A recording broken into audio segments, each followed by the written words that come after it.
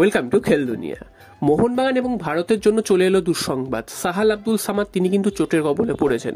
তো মোহনবাগান শিবিরের একটা আশঙ্কা ছিলই যে এতগুলো প্লেয়ারকে মোহনবাগান ছাড়ছে ভারতীয় দলের জন্য, সেখানে গিয়ে যাতে কোনো প্লেয়ারের চোট আঘাত না হয়। তো সেটাই কিন্তু সত্যি হলো। সাহাল আব্দুল সামাদ তিনি কিন্তু চোট পেয়েছেন বলেই শোনা যাচ্ছে, তবে তার চোট কতটা গুরুতর বা কোন জায়গায় চোট লেগেছে সেটা এখনো জানা যাচ্ছে না। তোমরা জানো যে আফগানিস্তানের বিরুদ্ধে ওয়ার্ল্ড কাপ কোয়ালিফায়ার্সের ম্যাচ রয়েছে, তো সেই ম্যাচ খেলার জন্য ভারতীয় দল চলে গেছে সৌদি আরবে, সেখানে প্রস্তুতি নিচ্ছিল। তো সেখানেই অনুশীলনে চোট পেয়েছেন সাহাল আব্দুল সামাদ। তো সাহাল আব্দুল সামাদ চোট পাওয়ার ফলে তিনি আফগানিস্তানের বিরুদ্ধে প্রথম ম্যাচে তো থাকছেনই না, দ্বিতীয় ম্যাচেও সম্ভবত থাকবেন না, এবং যেটুকু খবর পাওয়া যাচ্ছে তাতে কিন্তু সপ্তাহ তিনেকের মতন তিনি কিন্তু মাঠের বাইরে চলে যাবেন। তো তারপরে কিন্তু দুটো ম্যাচ তো যদি ভারত না পায় সেক্ষেত্রে ভারতের তো একটা বিরাট ক্ষতি হবে। এছাড়াও মোহনবাগান তাদেরও কিন্তু বিরাট ক্ষতি হবে, কারণ মোহনবাগানের কিন্তু চ্যাম্পিয়নশিপের ম্যাচ রয়েছে, শেষ কয়েকটা ম্যাচ। তো সেই ম্যাচগুলোতেও তারা পাবে না সাহাল আব্দুল সামাদকে।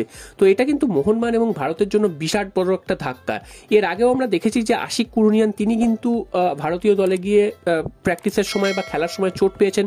সেই চোট এতটাই লুকিয়ে রেখেছিল ভারতীয় শিবির, সেটা কিন্তু পরে এত বড় হয়ে যায় যে আশিক কুরুনিয়ানের এ মৌসুম আর খেলতেই পারলেন না, এবং তার কেরিয়ারের একটা মৌসুম কিন্তু নষ্ট করে দিয়েছে ভারতীয় যে শিবিরের যে যারা ফিটনেস ট্রেনার বা ডাক্তার যারা রয়েছে, এবং মোহনবাগানকেও এর ফল ভুগতে হয়েছে। তো এবার সাহাল আব্দুল সামাদ কিন্তু চোটের কবলে পড়েছে। তো প্রশ্ন আসছে যে বারবার ভারতীয় দলে গিয়ে কেন প্লেয়াররা চোটের কবলে পড়ছে, সেখানে ফিটনেস কোচ বা তারা কি করছেন? তো সেটাও কিন্তু একটা প্রশ্নের মুখে, এবং মোহনবাগান এর খেসারত দিতে হচ্ছে, কারণ মোহনবাগানেরই ম্যাক্সিমাম প্লেয়ার রয়েছে ভারতীয় দলে, এবং মোহনবাগানকে কিন্তু বারবার এই সমস্যার সম্মুখীন হতে হচ্ছে। তো মোহনবাগানের জন্য এটা কিন্তু খুব খারাপ খবর, এবং এখনো ঠিক নেই যে তিনি কতগুলো ম্যাচ খেলতে পারবেন না বা কতদিনের জন্য এক্স্যাক্টলি বাইরে যাচ্ছে। তবে মনে করা হচ্ছে যে দিন 20 মতন তিনি কিন্তু বাইরে, অর্থাৎ মোহনবাগানের কিন্তু এরপরে গুরুত্বপূর্ণ আরো 4টে ম্যাচ বাকি রয়েছে, তার মধ্যে 2টো ম্যাচ হয়তো তিনি হয়তো নাও খেলতে পারেন। তো আমরা আশা করবো সাহাল আব্দুল সামাদ দ্রুত সুস্থ হয়ে উঠবেন এবং যত তাড়াতাড়ি সম্ভব ভারতের হয়ে বা মোহনবাগানের জার্সি গায়ে যাতে তিনি মাঠে নামতে পারেন। এবং দুটো দলের ক্ষেত্রে কিন্তু গুরুত্বপূর্ণ একজন প্লেয়ার সাহাল আব্দুল সামাদ। তো এই প্লেয়ারটি না থাকা কিন্তু মিডফিল্ড ভারতীয় দল এবং মোহনবাগানের মিডফিল্ডকে কিন্তু অনেকটাই দুর্বল করে দেবে।